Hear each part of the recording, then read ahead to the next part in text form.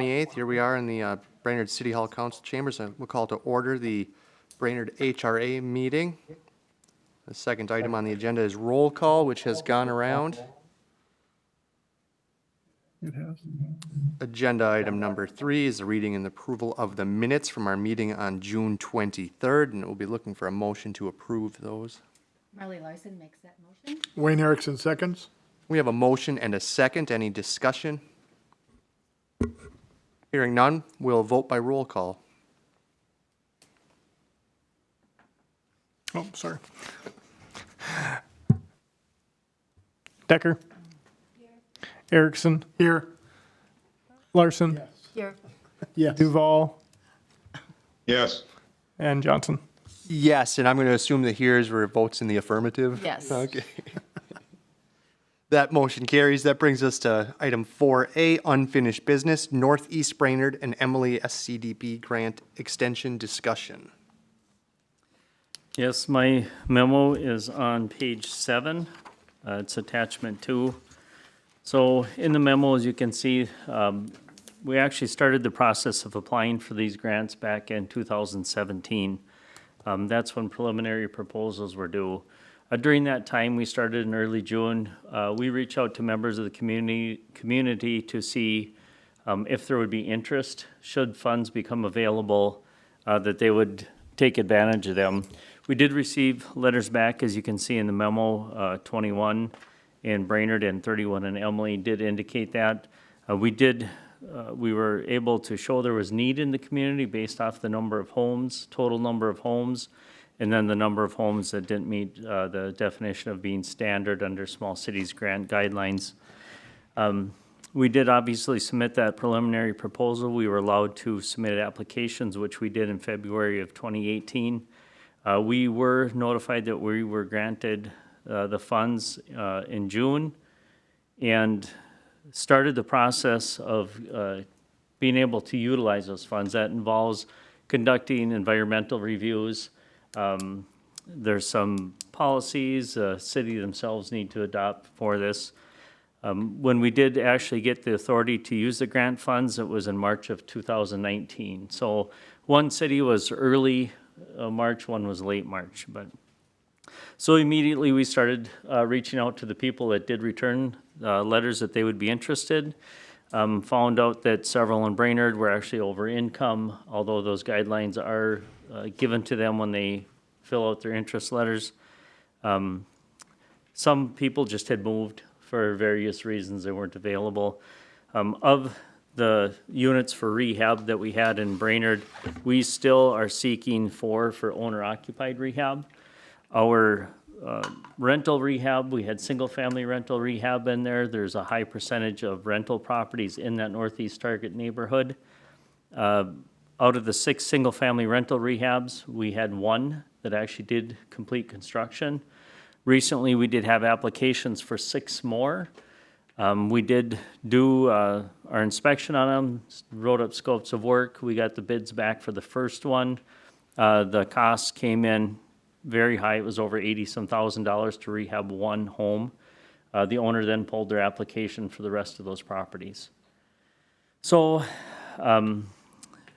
we haven't really had a lot of other interest in it. I did attend landlord meetings at the police station. It was actually virtually during COVID. We weren't able to attend in person to reach out and help get the word out to private landlords and larger ones that the funds were available. On our multifamily rental rehab, we had 2 triplex units. One was the owner of the single-family rental rehab unit that we did complete. They submitted applications, the tenants qualified, we did scopes of work, we bid them out. Both of them, when they got the pricing back, chose to pull the applications and not move forward with the projects due to cost. We did receive more applications for triplex units and rehab on those. Unfortunately, trying to gather the tenant income information to verify that they meet that low income threshold so we can use the funds on those properties proved to be challenging just for many reasons, but the tenants had simply chosen not to respond to the owners or the management companies, given the fact that they were choosing not to pay rent. So we weren't able to verify that they qualified and weren't able to move forward on those properties there, so. There have been some challenges such as that. Emily, we had the 10 units of owner-occupied rehab. A large percentage of the units we completed up there, we were at 8 of 10.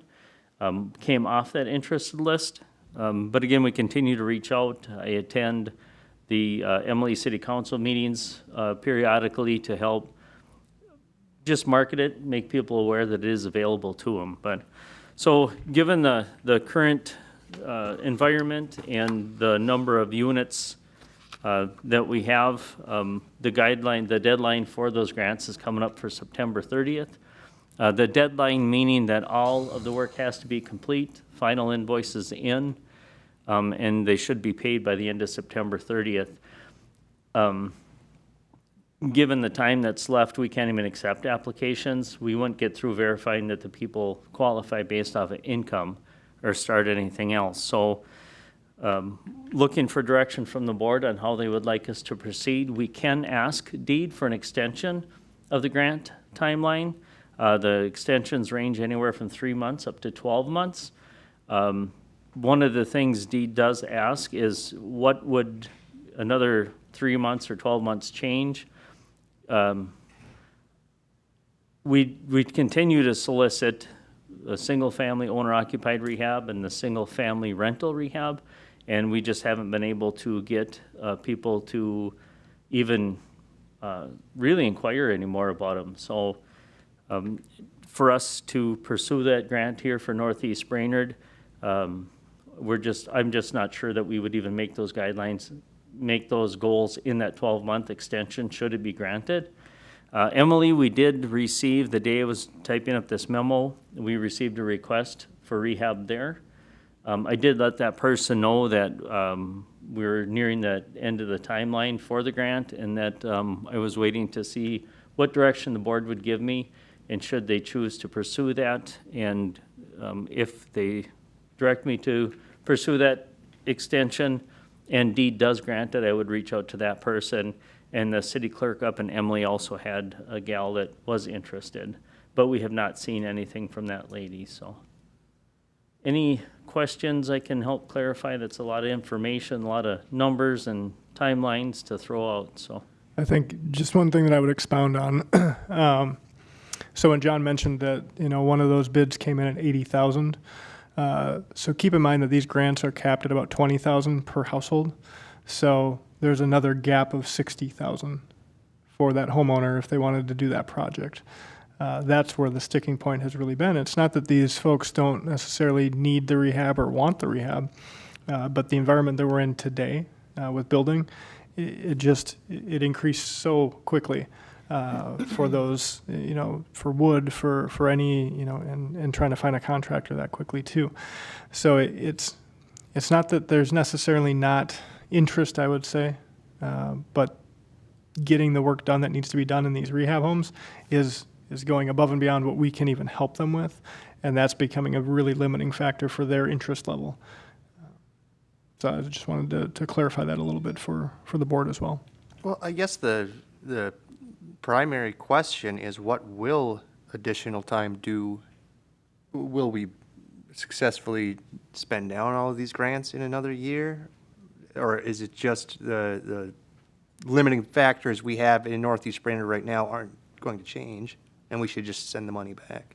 I believe that Northeast Brainerd, it's more than likely we would not reach the goals anyway.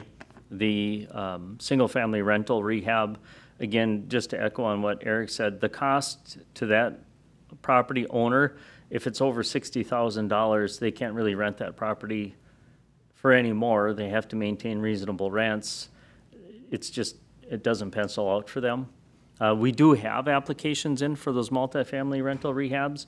If the environment changes a little bit, we maybe could get a couple of those to go. But again, given the current costs, the schedule of the contractors, I'm essentially begging contractors to turn in bids each and every time. I don't see it being enough time to accomplish the grant anyway, unfortunately. Again, I think the multifamily, we may get there, but the owner-occupied and single-family rental rehab are extremely unlikely that we would not be able to get those people anyway. Well, I know this is on the agenda because you're asking us how to direct you on what we should do, but I'm kind of looking for direction from you. What should we direct you to do? I mean, In the bottom of the memo, my personal recommendation would be to pursue an extension for the Emily grant. We do have some interest. 3 to 12 months there could make a difference. There is, in my opinion, there's nothing to lose. Why wouldn't we pursue that? We could help 2 more families and probably utilize all of those funds. And Emily has no intentions of pursuing more small cities grants. The city of Brainerd does have a long-term plan that includes the 210 corridor, which we would like to utilize the small cities funding for. There's some streetscape we can include in there, possibly some infrastructure, but there's rental rehab and commercial rehab, I think, that would really mix well with that. If we have an open grant, we're not able to apply for another grant. So if we extend this up to another 12 months, the earliest that would come out would be 2023. We still would be within that 2023 timeline to be able to submit a preliminary proposal for that project.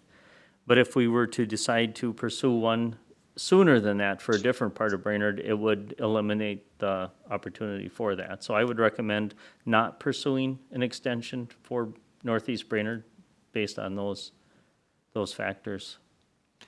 If we request an extension for the Emily grant, do we just request an extension, or do we specify 3 or 12 months, or do they make that decision? I've never been through it before, talking with our deed rep. That's more their choice Okay, than would ours. 3 months be enough, do you think, based on, 3 months, given the current situation, I don't think Okay. it would be very tough. Usually for people to turn in their paperwork, it takes them about 2 weeks to gather that. And then if we have a week or 2 to process it internally, get me scheduled to go out there, do an inspection, write up that work scope, send it to the owner for review, get it out to contractors to bid. We like to give them at least 2 to 4 weeks. That really, 3 months would be tight. I would definitely pursue full 12 months if deed would allow it. any other questions? Mr. Chair, Commissioner Duval? thank you. John, I think your recommendation for Emily makes good sense. The things that are likely to change if we were to extend, the market is for materials is starting to come back down in cost, and I think that may be a significant part of the overall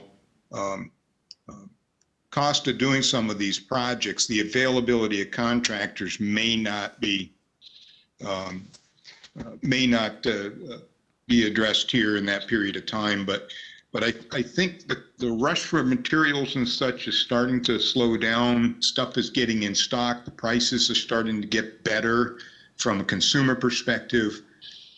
So I think there's the possibility that some of these numbers might make that break point, particularly if you're talking about the multi-housing pieces. And so I would see some advantage to perhaps hanging in there for another year for the Brainerd grant as well. Probably the undocumented costs there are your time and effort to continue to shake the tree here to try and get projects, and I'm sensitive to that.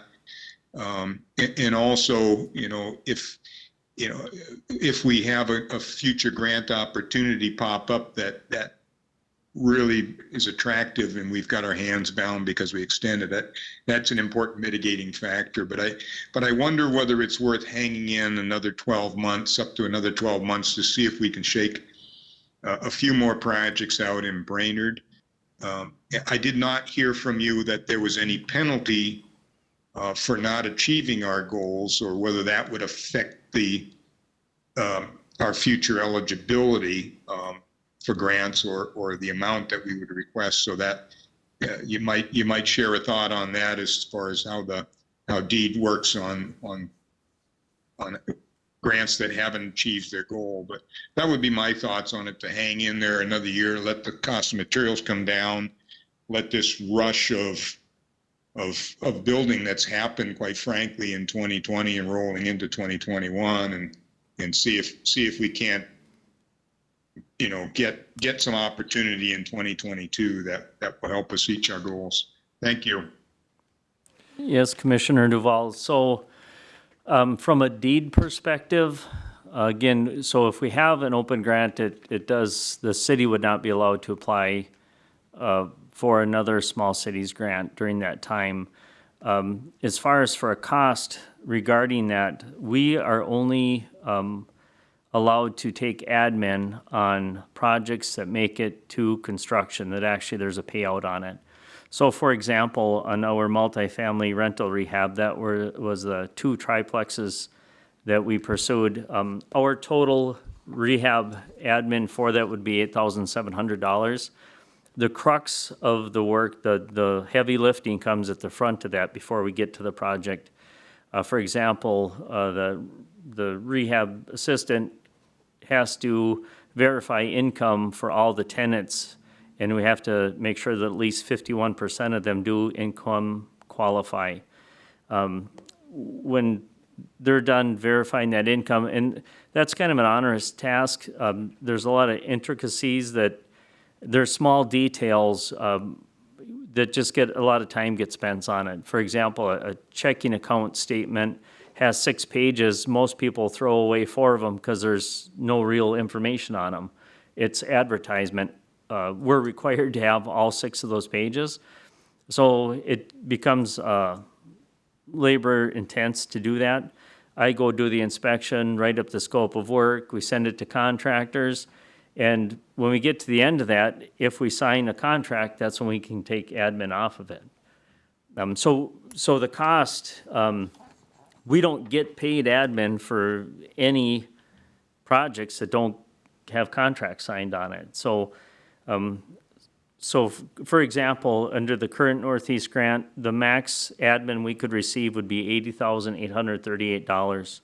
For the projects that are complete and we anticipate having completed by the end of September, we'll be eligible for $41,203, meaning we would return $39,634 or not claim it. We don't return it, we don't get it until the project is done, so we just wouldn't claim that amount. So that hopefully explains a little bit as far as the cost of it. The contractors and the cost of products, we are seeing that improve. I anticipate it will continue to get better. The contractors I've had contact with recently are indicating that they are booked out through February, March of next year, and some just are not answering their phone, quite honestly. They're just saying, by not answering their phone, they're not even responding to anything. So hopefully that helps explain kind of the questions you had. Does that answer your questions, Mike? Yeah, it gets at them. So yeah, I appreciate that. Thank you. Thank you. So John, that leads to one more question from me. It seems like the major holdup or the major downside of extending the Brainerd is that we wouldn't be able to apply for any more funds while this is open. So another year or so. Does the HRA have plans to apply for more small cities funding in the next 12 months? The goal was to submit a preliminary proposal this fall for deed funds for another portion of Brainerd. The studies we have given us indication that more the northeast area would have the highest need and have the best opportunity to get funded. That was our goal, is to hopefully submit a preliminary proposal for this fall. Again, we started the current grants in June of 2017.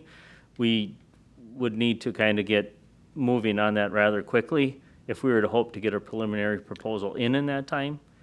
But we, of course, need direction on this. If we pursue this, yeah, we would not be able to apply for that preliminary proposal, and that is largely the biggest consequence there could be. Which begets another question. If we're sitting on hundreds of thousands of dollars to be spent in Northeast Brainerd and we can't spend it, why would we apply, or why would Deed grant us money for Northeast Brainerd, which is going to be of a similar housing stock, even if we're crossing Mill Avenue, right? Right now, we're Gillis to Mill, maybe we cross over to Mill or something. That's still similar housing stock that's going to have the similar demographics of the neighborhood, the similar age of the housing, the similar problems. What's going to be different about 9th Avenue that we're not, that than we see on 7th Avenue? Probably the biggest effect we can have on it would be increasing the area that we're applying for. One thing our hands are tied on is once we propose those boundaries, they're non-negotiable. They will not consider changing those boundaries. So what we could do is propose a much larger area and decrease the number of units. It doesn't, like you say, it doesn't guarantee that they're gonna fund us, given the fact that we had an area there that, we weren't able to utilize. They do look at the applications they receive, and if it is competitive, and again, they look largely off the numbers that you submit, which is data you collect from different sources, primarily online, but it demonstrates that there is need there. And again, we would increase the size, would be the biggest variable there. So John- the city of Brainerd is like about 13 square miles. Is that too big of a size of a targeted area? Yeah, so if it's under 1,000, you can submit for a whole city. Otherwise, you have to identify a target area, and you can also do a target area B. But usually, you let the data drive that. Given the number of units, total number of homes, those that are considered substandard, the number of people who are interested, off the return letters you get from that preliminary proposal, typically is kind of what drives that area.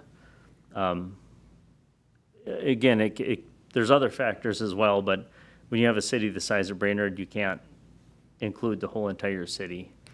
Okay. John, just one quick question. Would it be fair to say that we could include the current northeast area if we did go out and ask Deed, if we gave the money back and then we reapplied, could we still use that targeted area and expand on that from there? So some of the people that maybe as prices come down on those triplexes, maybe they could still access those funds if we got another grant.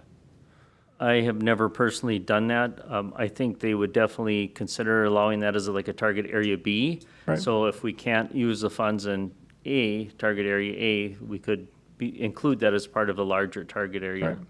So that maybe would alleviate some of the fears of leaving some money on the table in those neighborhoods when we know that there was at least some tacit response that people wanted the funds, but then factors happened such as increased prices, a pandemic, and I would again venture to guess that we probably are not the only community that are dealing with this struggle. We don't know that for sure, but I would place some pretty decent wager on that. Well, okay. Good discussion. We don't even have a motion yet, though. Any other questions before we have a motion? Mr. Chair, I'd like to make a motion that we extend the Emily project for 1 year And and cancel Brainerd. we have a motion to extend the Emily grant and not pursue an extension for the Brainerd grant. I will second that motion. Larson? We have a motion and a second. Is there any discussion? I have a question. Is it necessary, are we required to keep Northeast Brainerd as target area A? I mean, could we look at another part of the city that has some issues before we, For the current grant? yeah, well, The current grant, we cannot. no, not the current grant, Oh. but if we were if we were to ask for another grant, could we go somewhere other than Northeast or? Yes. Okay, Yes. I just asking. Mr. Chair, Wayne? but I just have one comment, but really, we're targeting northeast because that's where the greatest need is. John, that you're seeing? That is based off the information we had, the highest percent of substandard homes in the areas of Brainerd. So that was southeast, northeast. Southeast had already had a small cities grant, so that was another reason we pursued northeast. And then we had the downtown grant, and then we kind of coupled a commercial project and some mixed-use rehab with this grant in the downtown area, and then pursued northeast. And it was driven because of the fact that the numbers showed northeast having the highest percentage of substandard homes. Thank you. That's what Thank I you. thought. Any questions or comments, Commissioner Duval? No, thank you for checking in. Call for a vote. Let's vote by roll call. Yes, Decker, Yes on the Emily and no on the Brainerd? That's the motion, yep. Okay, yes. Erickson, Yes. Larson, Yes. Duval, Yes. and Johnson. Yes, and that motion carries. That brings us to the next item on the agenda, new business. We haven't got any. Brings us to 6A, financial report. Karen. Yes, my memo is on page 9. And I did want to let the board know that reflected in the June financial statements for the general fund, we did receive our first tax levy increment of $45,178. And then we received our second deposit of $26,838 in July for a total of $72,016. And then our total levy for this year was $136,519. And then we'll receive our second half in December.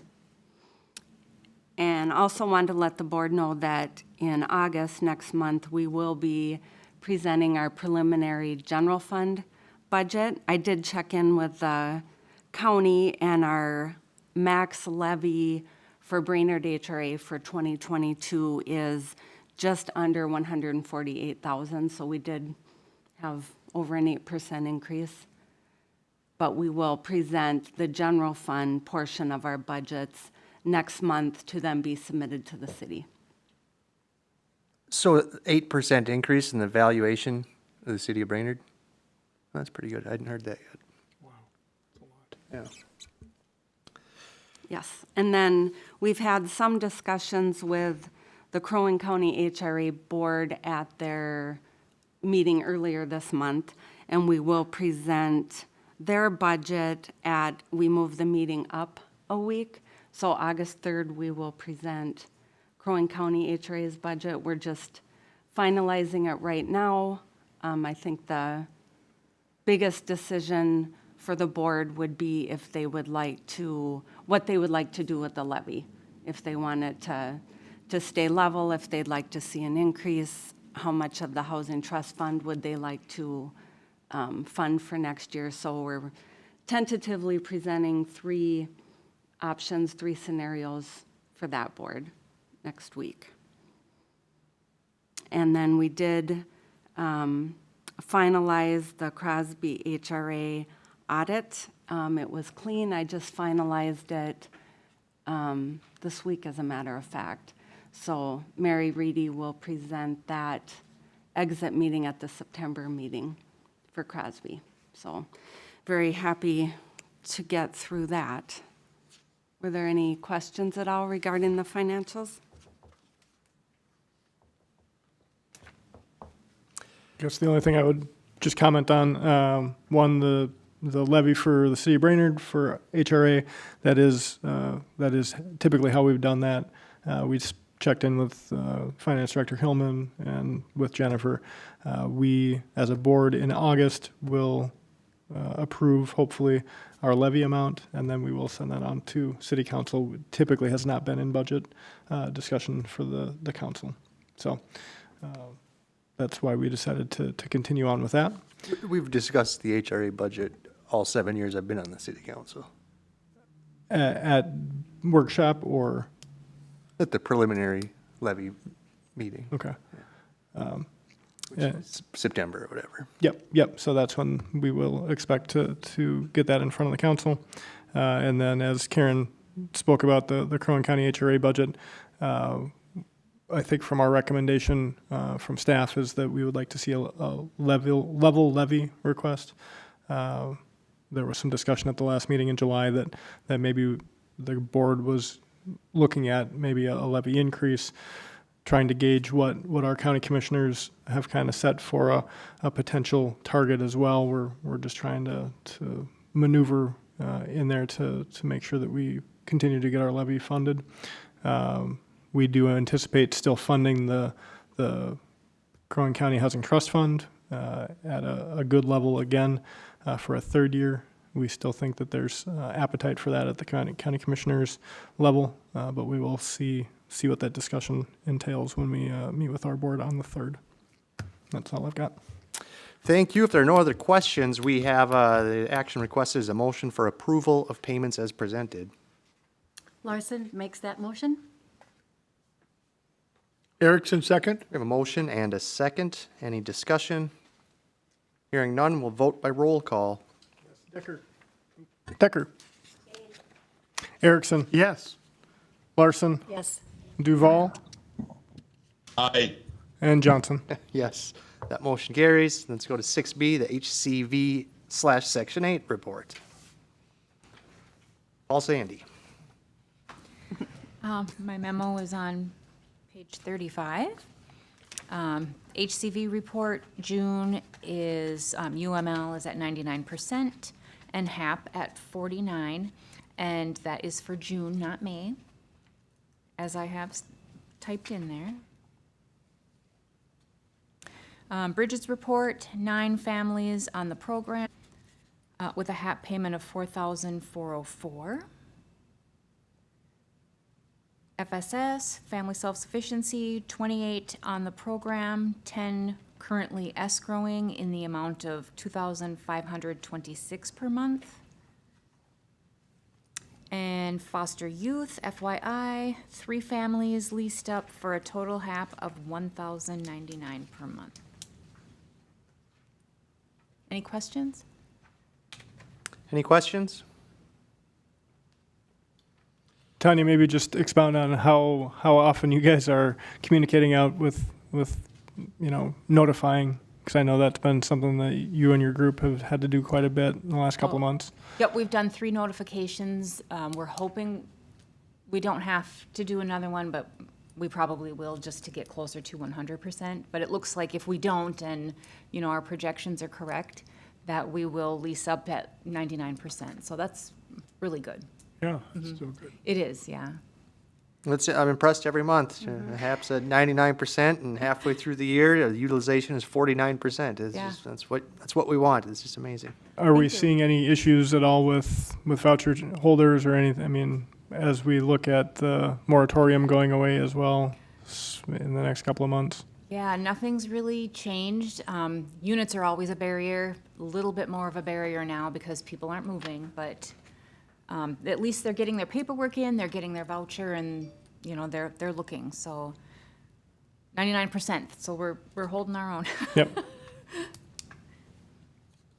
Okay, hearing no other comments, we'll move on to the next item, the housing management report. Shannon. Yes. My memo is on page 41, and my stats start on page 45.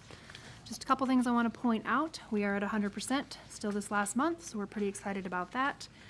Our applications were a little higher the last couple of months, actually, but especially this last month, we had 39 applications go out. Work orders were especially high. We had 96 last month, so maintenance has been very busy.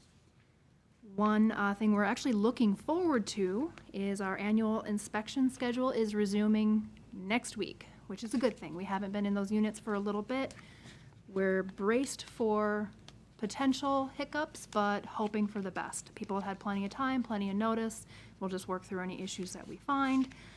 So that will be great. We'll have, all units will have an inspection completed in 2021. Ross program, an update there. The grant, the notice of funding opportunity has just been released. That just happened actually the day I wrote this memo. So we will have a month to turn that around. I will actually bring that for approval at the next board meeting. Eric Warner is working on the narrative for that. We have received 30% of our needs assessment surveys, so we pull all 203 units. We need to have 20% participation in the surveys, and we already have 30%, so that's good. We would like some more. The more we can get, the better, but we do need to get this out the door. So we'll probably cut that off here in the next week or so. And I think, he is resuming his nutrition classes starting next month as well, so that'll be good. Another activity kind of going. That's really all I wanted to point out, unless anyone has any questions. I think I would just, maybe if you wanted to speak about the on-site pop-up pantry, how we thought that that was going away, but Yes. it's actually not, which is Yes. awesome. So at the time that I did write this memo, we had believed that the pop-up pantry was no longer going to come to North Star as a site. They had this very restrictive contract that they wanted us to sign, basically saying we would turn our site into a food shelf for the community, and just pages and pages of requirements and restrictions and thou shalt nots, and it just wasn't something that we could do. So we unfortunately told them, sorry, we can't do this, thank you so much, we'll just try to get our people to wherever you can be. I did not realize that an option could be no thanks, because they are gonna come again next month. So they're, even though we didn't sign their contract, we're not gonna be a contracted site, they're still gonna keep on coming, Yep. which is nice. So just a little tip there, if anyone ever hands you a contract that you don't like, just try no thanks. But the really huge impact on that is, again, is it Ruby's Pantry that would be formerly known as, or is? Yes, I believe that's what it used to be called. And so the great thing about this pop-up pantry is there are no restrictions Right. on anyone coming to utilize and get food, where a lot of our other programs do have restrictions. So this really gets the opportunity into all of our residents' hands for that. So we were bummed when they wanted us to sign a contract, and we just couldn't do it. And then really elated when they decided to come back anyway. So really, again, good outcome for our residents. We'll get more meals into their hands for free, and we can't say how good that is to make sure that our residents have access to food and nutritious food. When it makes such a big impact on their budgets too. So if they're not spending their own personal dollars on that box of food, then they're able to put that toward other bills, other expenses, other needs. So that is building their self-sufficiency. That's kind And of the Shannon, point of is the program. that available every month? Yes. And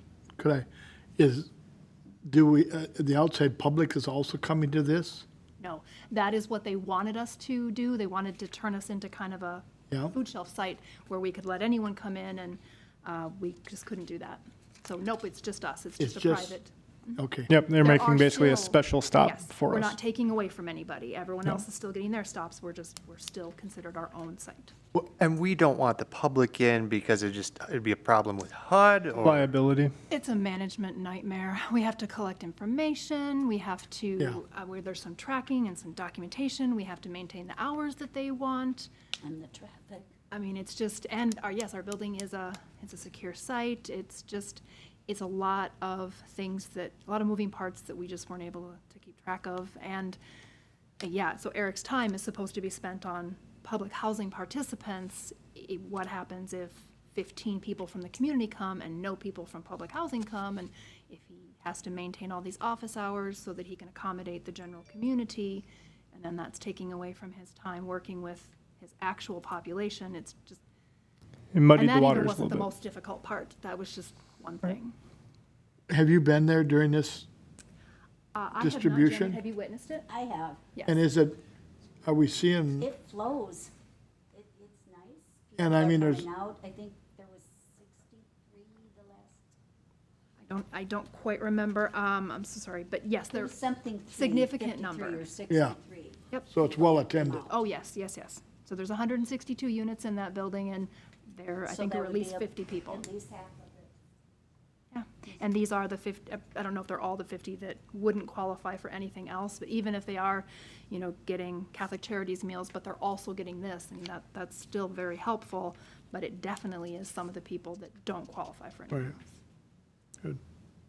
And it brings in a fresh It's fresh food. It's not the canned or the box. It's nutritious. Shannon, you might not know this, but is there another area, or another pop-up pantry in the area nearby? Yes. I think the nearest location is the college, Yep, they do it at CLC. We do it at CLC, and NP it's Center not- does it sometimes too. which is not unmanageable, but a lot of our tenants don't drive. And then Oh, if they're sure. walking, that's fine. I They're wasn't, gonna walk yeah. back with a box of food. That's It's, great. and that had been kind of our fallback. Well, maybe what we can do is try to assist with transportation resources in the absence of having it on site, but we didn't have to go that route. All right, any other questions? Hearing none, that's discussion only. We'll move on to the rehab coordinator report. John? Thank you. My memo was on page 49. The Northeast grant, obviously, I think you pretty much know what's going on there. We did sign contract on the last owner occupied. They did make the contract aware that they would have to be complete by September 30th. They did verify that they had materials and would complete by that time. The duplex, the rental you see on there is in construction. Construction is actually done on that. I did find out late last week.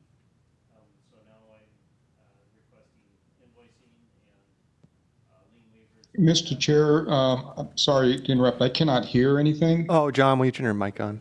Thanks, Mike. Sorry, is Thank that you. better, Commissioner Duval? Sorry about that. I was Yes, just thank saying you. that I had, we signed contracts on the last owner occupied, and the contractor did verify that they will be complete in time for the September 30th deadline.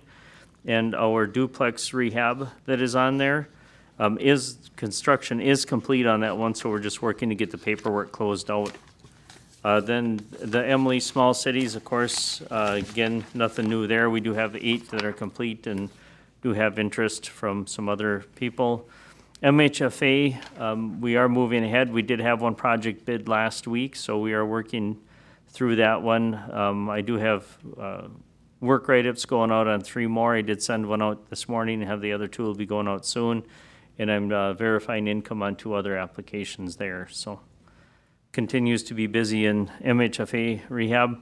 Brainerd Oaks, Serene Pines, and Dalmar Estates, there have been no new takedowns. I did speak with the contractor. His holdup was trusses last time. He did get a source for those, so we anticipate moving forward there. He did indicate he still wants to purchase additional lots yet this year.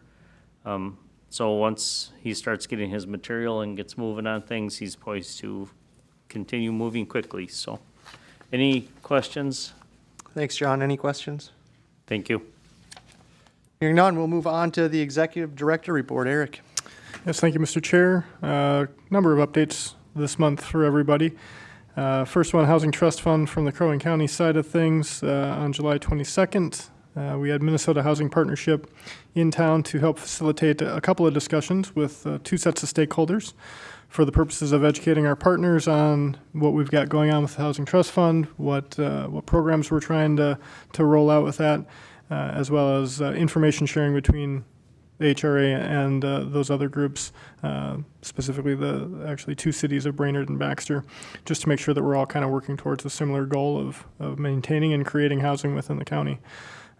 We did also give MHP a guided tour. John did, took them around to some of the potentially developable land within Brainerd and Baxter, as well as highlighted a couple of our project areas. I think we were going to take them over by Brainerd Oaks, and we did take them by the proposed new multi-family development in downtown as well, so they could kind of get a taste of what we are doing and what we are working on.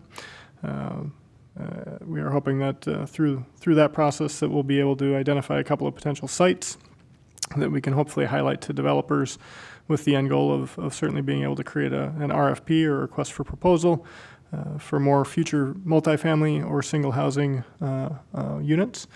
We are going to have a debrief with that group today at 4:30. We haven't had a chance to chat with them since last Thursday, but they were, from all indications, very happy with their visit up here. It's the first time that they've had a chance to visit the Brainerd Lakes area. Usually they try to do this on the front end of their work with these communities, but again, due to the pandemic last year, they weren't able to get out. we did have one commissioner, Commissioner Larson, did come and join us for both the info sessions. So we're happy that she was able to join us. She might want to share some of her thoughts when we come through commissioner comments, if she so chooses. But it was productive. We got a number of economic development folks in the area from not just Brainerd, but we had Brainerd, Baxter, and Pequot Lakes. And so that was a fruitful conversation. And then again, we had the administrators and the development directors for the cities of Brainerd and Baxter that chatted with us in our afternoon session. So again, really happy with the progress there. And, you know, hopefully end goal, we'll be able to get some developers up in the area again. North Star boiler and water heater replacement update. Work is continuing on that project. The contractor, unfortunately, has expressed that the project will likely push out to the end of September.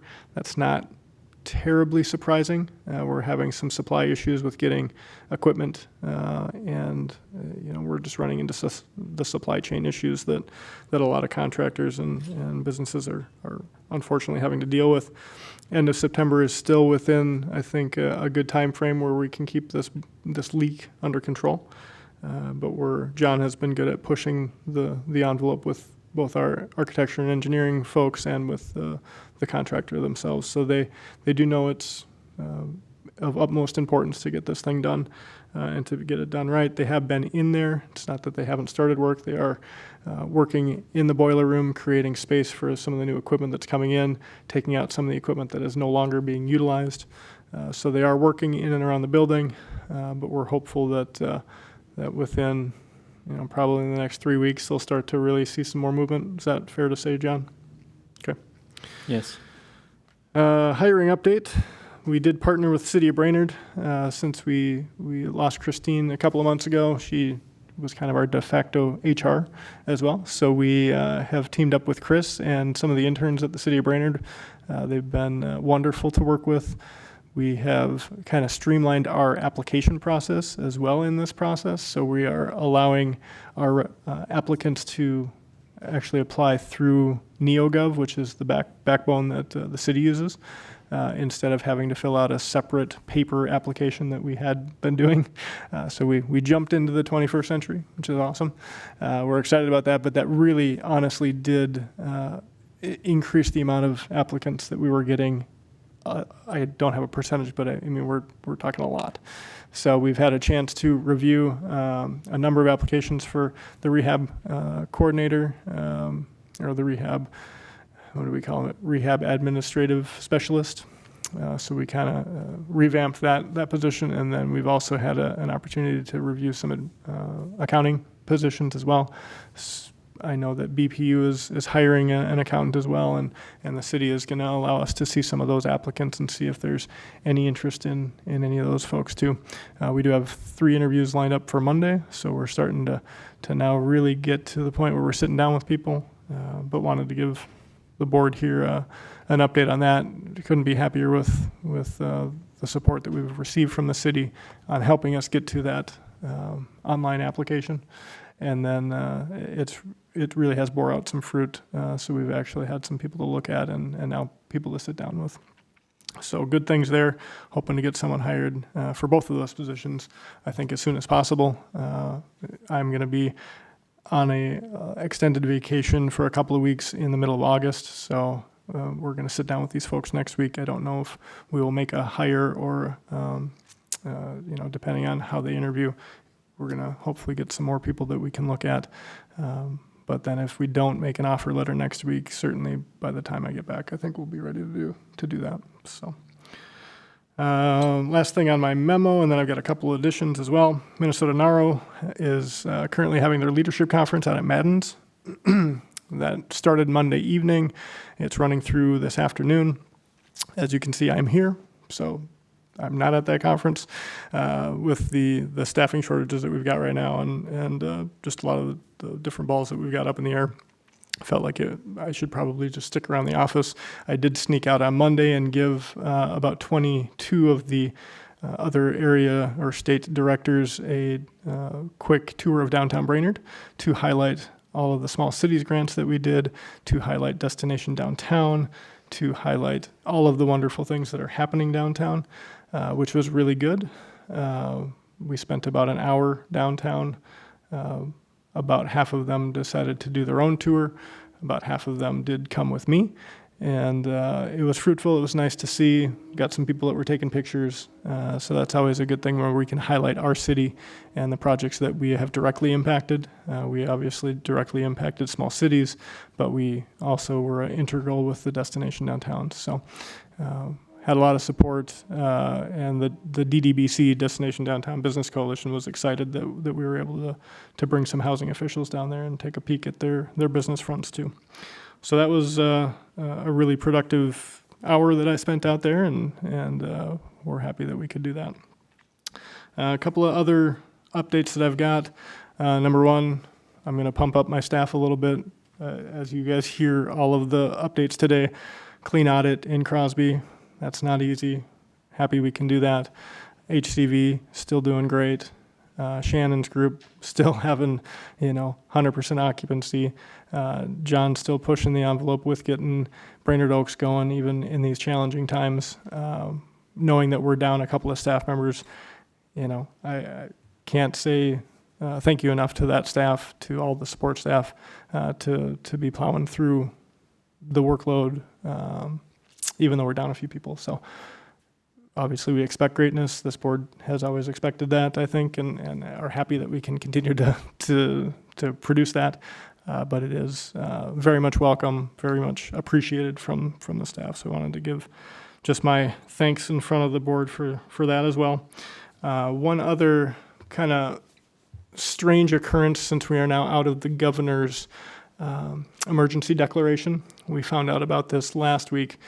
Jennifer Bergman sent an email to all the department heads for the city of Brainerd, as well as all the council members, and from the city attorney. Basically, once the emergency declaration lifted at the end of June, it reverted back to all of our open meeting laws that were previously in effect. So that meant not just being able to attend virtual meetings if you're a commissioner or a council member or an elected official, unless you are either posting where you're attending those meetings from, and if you can still attend remotely, you have to post where you're attending the meeting from, and then that technically has to be open to the public. So it's kind of a weird thing that we really kind of forgot about through COVID. And I would certainly hope that the state legislature takes up this question, as I'm sure we are not going to be the only governing body that is a little bit dismayed that we can't have that flexibility anymore. But until that happens, and I will send this out to the rest of the board so they have an opportunity to see what Attorney Langle's kind of ruling was on how we need to be really be in person for the majority of the meetings if we can be. Wanted to just give people a heads up. Certainly Commissioner Duvall, I didn't get a chance to chat with you about that beforehand, so I'm not holding that against you. I don't think anyone will. But we're kind of back to the old normal where we can still call in or be virtual, but I've got to know about that, or our staff has to know about that before the agenda goes out, because we do have to post that on the agenda. It has to be open, and so the public can attend our meetings at any place that a commissioner is attending the meeting at. Happy to answer any questions about that. I'm not an expert, but like I said, I will forward this email that Jennifer had sent to me so people have a chance to look through it. I did do some homework on the statute last Friday as well. Statute's always very dry, and sometimes it's left to a little bit of interpretation. So there are some other reasons why you can attend virtually, and if you've got a medical emergency or you've got a doctor's note that kind of says you're not supposed to be in a public setting, you can use that as an exemption for a little bit of a time period here still too. Just more of an FYI, we would like to see all of your smiling faces if we can at our meetings. That dovetails into the last thing that I'd like to chat about. Really is, are we happy in council chambers? Do we want to entertain going back to our office. It's certainly a smaller room at the office building. We can accommodate, but the city of Brainerd is gracious enough to allow us to at least meet here. So wanted to throw that out for discussion with the board as well. Do any commissioners have strong feelings about the meeting location? I like the city hall here because of its larger area. So, yeah, I would like to stay here. I think that seems fair. I mean, there still is, spread in the community with the virus. The best we can continue to distance, I think, is good. And any opinions, Commissioner Duval? No preference. There is obviously an advantage. There's more room there if the public wanted to participate in person. It's more easily accommodated at City Hall, but I don't have a preference myself. Okay. Janet, anything from you?